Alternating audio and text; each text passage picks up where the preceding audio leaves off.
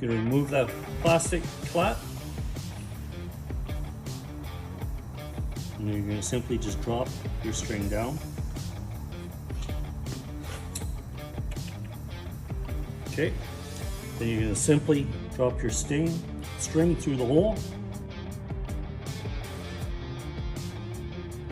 And it'll come out the other side.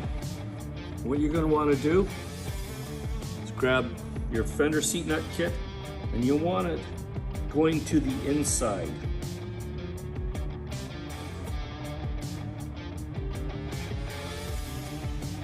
And grab your washer and just tie up your washer. Now simply just pull your string through.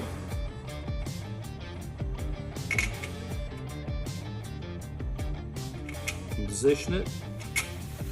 Locks into place with the string tight. Clip it on.